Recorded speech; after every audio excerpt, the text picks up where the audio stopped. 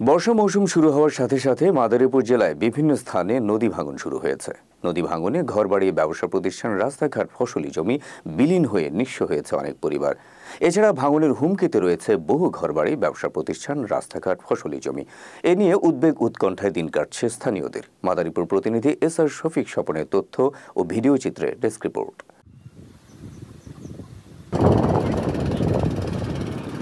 নদী ভাঙনে ঘর বাড়ি, ব্যবসা প্রতিষ্ঠানগুলো ব্যাপকভাবে ক্ষতিগ্রস্ত হওয়ায় চরম বিপাকে পড়ে অন্যের বাড়িতে বসবাস করছেন অনেকেই। শুধু ঘর বাড়ি নয়, নদী ভাঙনে নিশ্চিহ্ন হয়ে গেছে কারো কারো প্রিয়জনের কবরটাও।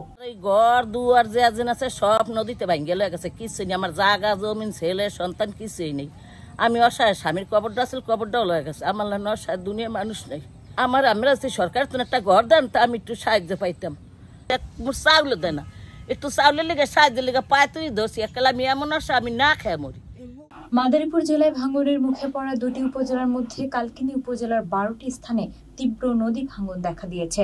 উপজেলার সিডিখান, বাঁশগাড়ি, সাহেবরামপুরে, আন্ডারচর, জাউল্লারহাট, করিমেরহাট এলাকায় দোকানপাট, রাস্তাঘাট, ফসলি জমি ও বসতঘর নদীতে বিলীন হয়ে গেছে।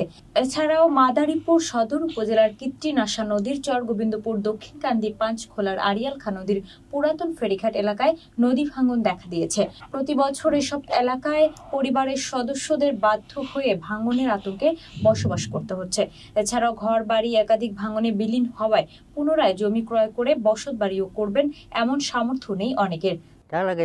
জমি গাঙ্গে লয়ে যায়, হেঁটে খাইলি দিছে না। এই যে ওই যে বাড়ি, ওইখানে বাড়ি আছে, ওই কিছু জাগছে জায়গা একবার ভাঙ্গে লয়ে গেছে, ফিরে আবার নদীতে ভাঙছে পর আবার ফিরে আবার মনে করেন আমরা আবার জায়গা কিনে আবার বাড়ি করি, আবার হেও ভাঙনের সময় হয়ে গেছে। ভাঙ্গার সম্ভব আছে, ভয় আছে, একটু আতঙ্কের ভিতরে আছি। আমগোটাও ভাঙ্গার ভয় আছে। এই যে নদীতে ভাঙ্গেলে যায়, এই যে ভাঙ্গে আর ধরে রাখি ডাক্তারে। এখন আমার তো জায়গা জমি নাই, আর কি আর আমার আর নাই। আমার জমি ভাঙ্গা লইয়া গেছে ভাই, পাড়ের লগে আষ্ট করা আর জ্বালা লইয়া গেছে আষ্ট করা, এ ভাঙ্গা লইয়া গেছে যা ভাই। 15 দিন আগে থেকে ভাঙতে আছে। এখান থেকে 40 হাত ভিতরে আর 1 কিলোমিটার দূরত্ব, এর ভিতর বাড়িঘর ছিল, আবার জমিও ছিল। তারপর 10 দিনের ভিতরে ভাঙে নিয়ে গেছে, 10-15 দিনের ভিতরে ছিল। নদীর ওপার উত্তর পার ছিল, 7-8 ভাঙ্গার পর এই জায়গায় বাড়ি করছি জামা কিনা।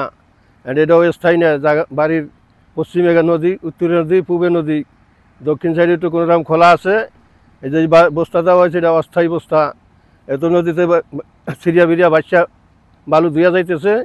এখানে যদি সেলাপ দিয়া জায়গাটা বান্ধা হয়ে যেত, একটু স্থায়ী থাকা যাইতো। এদিকে ভাঙন কবলিত এলাকা পরিদর্শন করেছে পানি উন্নয়ন বোর্ডের কর্মকর্তা ও উপজেলা প্রশাসন। সেই সাথে ক্ষতিগ্রস্তদের একটি তালিকা তৈরি করা হয়েছে বলেও জানিয়েছেন সংশ্লিষ্টরা। কালকিনির গুরুত্বপূর্ণ একটি স্থানকে চিহ্নিত করে প্যাকেজ করে ঢাকায় পাঠানো হয়েছে বলে জানান এই কর্মকর্তা। আমাদের বর্তমানে মেনলি ভাঙন আছে কালকিনি উপজেলায়, আড়িয়ালখা নদীর তীরে, সদরে আপার কুমারে আছে।